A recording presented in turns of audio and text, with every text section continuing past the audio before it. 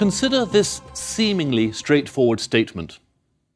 God will not be merciful to those who are not merciful to mankind. Islam's most important prophet, Muhammad, is said to have expressed this sentiment. But how do we know whether or not he actually said the words? Well, for some it's a matter of faith, which requires no evidentiary proof. For others, the fact that the words were written down by a man named Imam al-Bukhari is all the verification of its authenticity that they need. The Arabic word for the sayings of Muhammad is Hadith, and the Hadith, or sayings of the Prophet, are one principal subject of this lecture. But so is Imam al-Bukhari, the man responsible for the first great collection of his Hadith. Al-Bukhari compiled his book during the Islamic Golden Age, from roughly 750 to 1258 AD. And while the age encompasses the Muslim world's vast contributions to the arts, to the sciences, and to government and empire building, of all the subjects we might consider when talking about the Islamic Golden Age, the story of the collection of hadiths focuses most closely on the religion of Islam itself. Indeed, the focus of this lecture is a vitally important matter in Islamic theology. At the most basic level, hadith are the sayings and actions of Muhammad, and so they provide guidance as to how a Muslim should properly lead his or her life. Over time, it was through various collections of hadith that Islam became more formally codified, more structured, and more dogmatic. One demonstration of this can be found in the fissure of the two main branches of Islam, the Sunni and the Shia. Today, they have different hadith traditions, which also started during the Golden Age. The overwhelming majority of Islamic scholars, both living and dead, view Imam al-Bukhari's book of Muhammad's collected sayings as the most authentic and therefore the most important literature in the Islamic faith after Islam's most sacred text, the Quran itself. Akin to the Bible for Christians or the Torah and other sacred texts for Jews, the Quran is held by Orthodox Muslims to have been revealed by God to Muhammad. But the text itself is believed eternal, meaning it predated the revelation. Many early Muslims believed the Quran held all the answers, but in time, more and more Muslims felt the need for some additional guidance, especially in matters of daily life. In this way, what Muhammad said and what he did was adopted as an example of the best way to live and behave. So accounts of what Muhammad said and did in his own lifetime were passed on through a chain of transmitters from one generation to the next and the one after that, and so on. So while examining Bukhari's labours in compiling more than 7,000 hadith, we will also consider the process of authenticating these sayings, because authentication is a central component of the work of all hadith compilers. It's important to understand that each hadith consists of two parts. One, the words themselves, which present Muhammad's words or actions. And two, the chain of transmission I just mentioned. That is, how the words were passed down from Muhammad's day up to the point where they were written down as hadith. Now we have to ask ourselves this. Why, if the hadith were so important, weren't they collected and written down until the start of the 9th century, i.e., 200 years after Muhammad's death? According to Muslim tradition, one reason Muhammad's sayings weren't written down while he was alive is because he was worried that people might confuse his words as belonging to the Quran. However, by al-Bukhari's day, tens of thousands of sayings were being attributed to Muhammad, and it was believed that many of these were false, forgeries and inventions. One could write an endless list of reasons why people would want to make up the sayings of Muhammad, but in most cases, it comes down to a simple matter of influence or power. So, for example, if you were having a dispute with your neighbour, you might go and see a sympathetic sheikh and ask for his advice. This man might lend you his support by saying, well, Muhammad once said that your family was noble and good and brave, and that you have the right to marry any girl you choose. And so you'd go with the sheikh and play the trump card with your rival. Muhammad said so. Now, this might seem like a frivolous example, but as I say, there were tens of thousands of similar examples flying about at this time. And if one believes the tradition, Muhammad saw the potential problem lying ahead. There is even a hadith attributed to him in which he said, "There will be forgers, liars who will bring you hadith which neither you nor your forefathers have heard. Beware of them, that they may not lead you astray." And so, the Muslim faithful decided that something had to be done about the proliferation of false hadith. It was time to separate the wheat from the chaff, the true sayings from the false. But how could this be reliably done more than 200 years after Muhammad's death? And who would take on the task?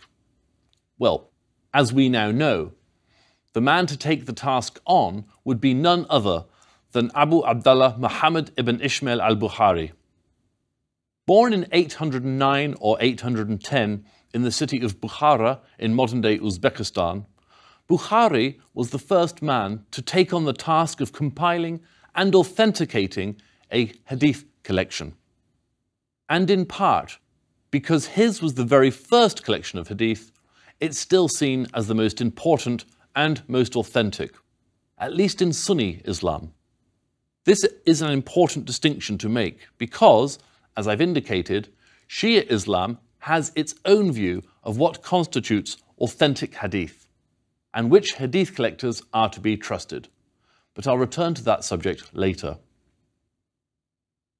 Al-Bukhari's birthplace in the ancient Persian city of Bukhara is one of the most important locations on the ancient Silk Road, that network of trade routes that had, since around 100 BC, connected China and its export of silk with India, Central Asia, Persia, Arabia, and the Eastern Mediterranean.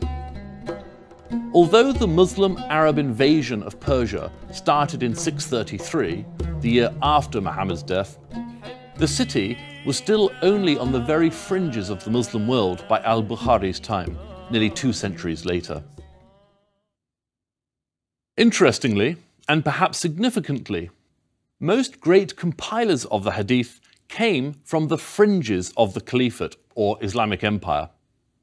Perhaps their remoteness from Islam's religious center in Mecca and its political capital in Baghdad made them feel compelled to assert their place in the faith. Or perhaps it was more important to codify the faith at its margins. In either event, they did this through Islamic scholarship that hadn't previously been cornered by Arab scholars. Al-Bukhari's father died when he was an infant, but it seems the child was a precocious one, whose natural intelligence was spotted young. It's said that he started studying the hadith at the age of 10 and was quickly able to challenge the opinions of older, respected Muslim scholars. A turning point in his life came when he was in his late teens and he made his pilgrimage, or Hajj, to Mecca, along with his mother, brother and other family members. Once having performed the Hajj, al-Bukhari decided to stay in Mecca and continue his hadith studies there, now no doubt excited by being in the religious heart of Islam. Naturally enough, Mecca attracted learned men from across the Islamic world, allowing this youth to hear every possible opinion and school of thought then present in the Muslim faith. After some time, however, al-Bukhari decided that meeting just those who made the pilgrimage to the city wasn't a thorough enough approach for his studies, and so he started traveling throughout the Muslim world. For the next 16 years, he journeyed throughout the Arabian Peninsula, which covers modern Yemen, Oman, Saudi Arabia, the United Arab Emirates, Qatar, Kuwait, as well as southern Iraq and Jordan, and he went further to Egypt, Syria, Iraq, and his Persian homeland. Everywhere he went, he interviewed every scholar he could, amassing the widest collection of Muhammad's sayings that anyone had ever previously attempted to assemble. During these 16 years on the road, al-Bukhari is said to have interviewed 1,080 leading Muslim scholars. Between them, these men provided him something in the order of 600,000 hadith for his collection. Now, we should say that the book al-Bukhari eventually produced didn't include anything like that number. Instead, he selected about 7,500 hadith that he considered genuine. Now, there are a couple of things we need to elaborate on here. One, that astonishing total number of hadith he's said to have collected, and two, how he decided which were authentic and which were not. To start with, the figure of 600,000 hadith that al-Bukhari collected on his travels deserves some clarification. Each time a hadith is repeated or passed down to another transmitter, the recitation by the transmitter is also counted towards the total number of hadith. So, if it's true that al-Bukhari met with 1,080 scholars during his travels, and speaking hypothetically, each of them provided him with 100 hadith, then the total number of sayings would be 108,000. Now, let's assume that in the 200 years between Muhammad uttering the original words and the time of al-Bukhari's day, there were an average of 6 transmitters, or links, in the chain. Suddenly, the 108,000 original hadith adds up to almost 650,000. Thus, what initially sounds like an impossible number can quickly be reduced to a much more realistic figure.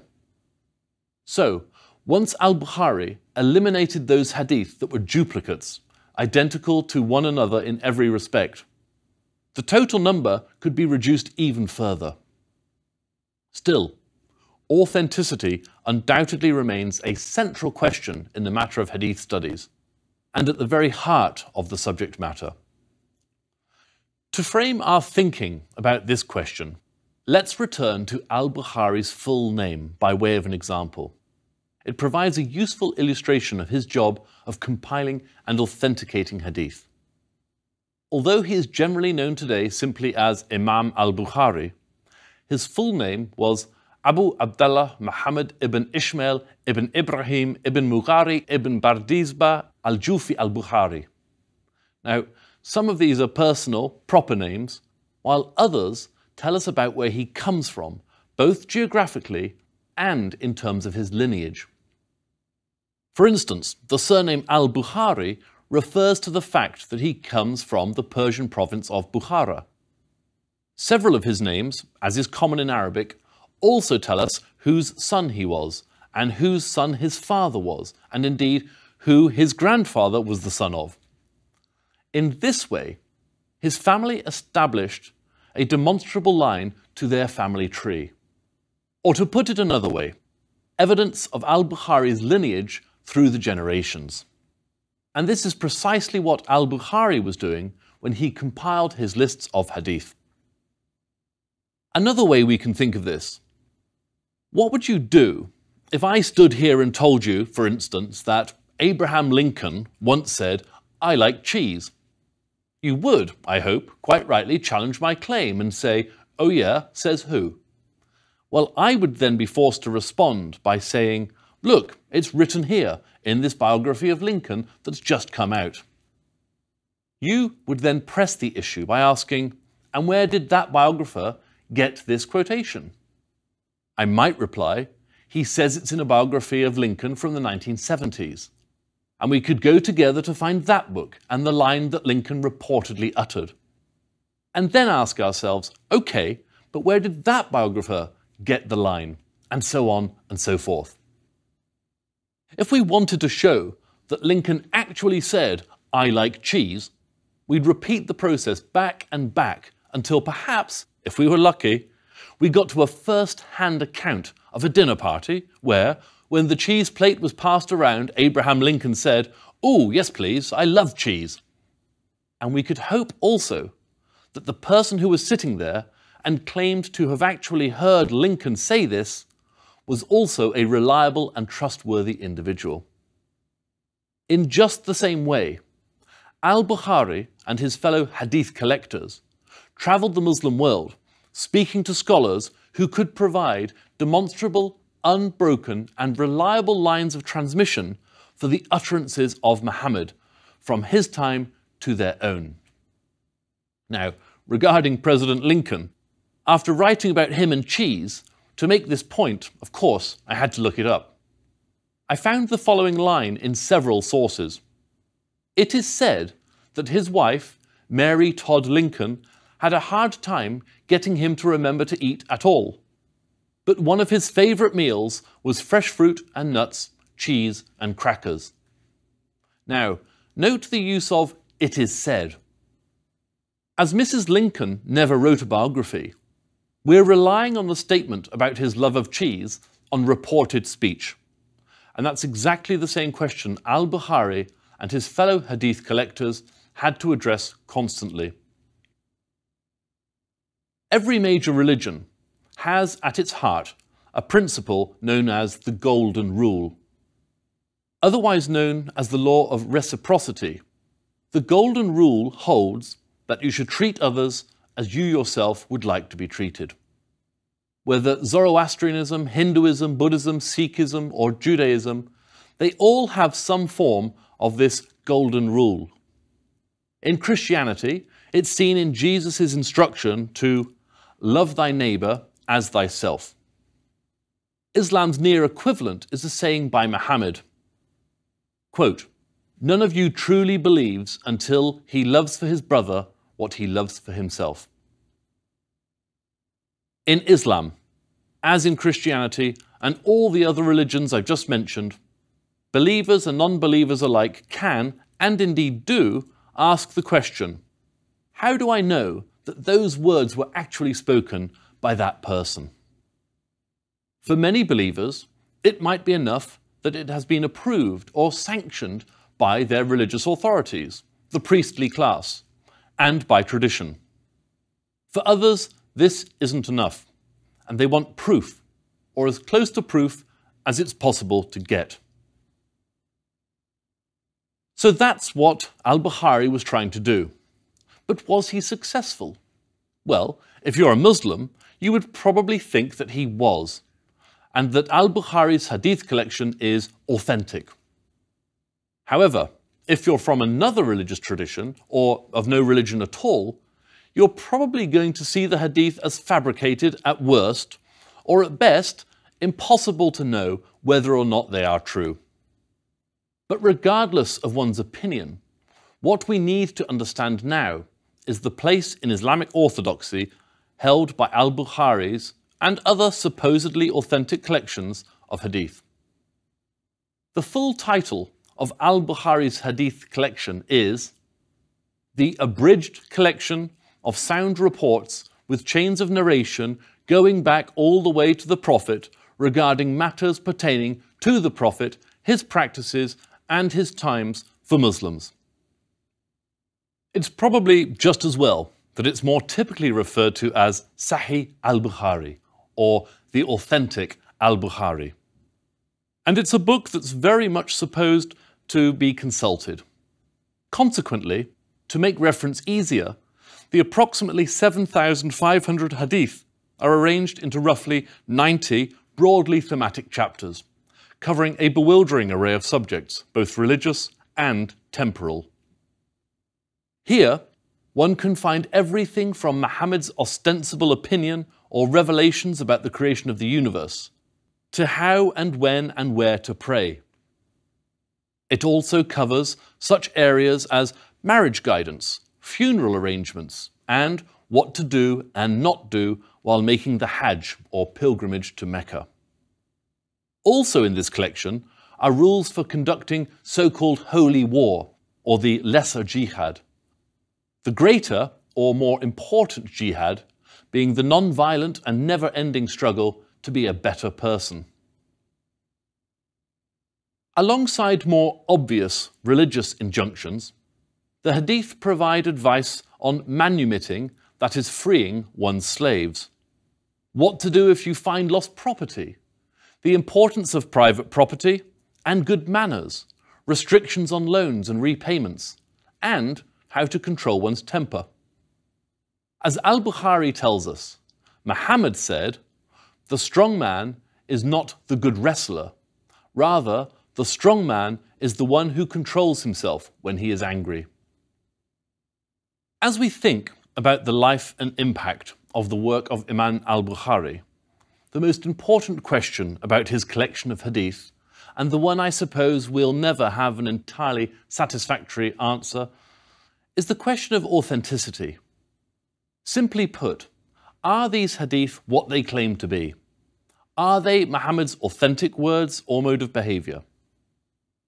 For Western and mainly non-Muslim scholars, we find it impossible to say either way. So where does that leave us? Are the hadith true or not? They might be, and then again, they might not be. Al-Bukhari's collection certainly contains some hadith that hold more appeal than others, at least from the perspective of 21st century non-Muslims. Many express kindness, compassion, and love for others. Then again, any number of other sayings communicate a more violent message, including hadith that may be objectionable or simply wrong, not to mention those that come across perhaps as nonsensical.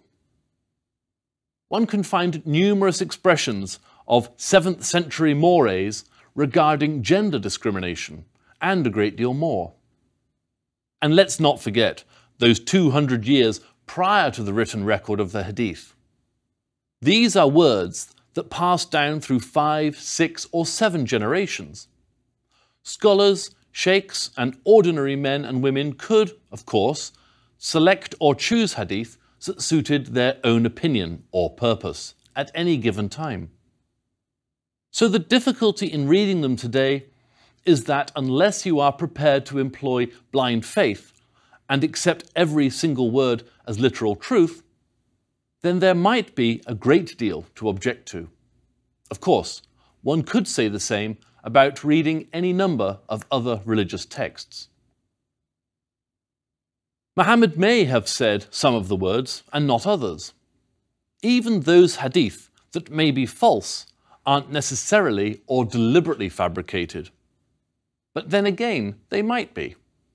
Now, if that answer appears pusillanimous or disappointing, what I can say without equivocation is that the majority of Western scholars, including some Muslim ones, retain a degree of skepticism regarding the veracity of claims about the hadith's absolute authenticity.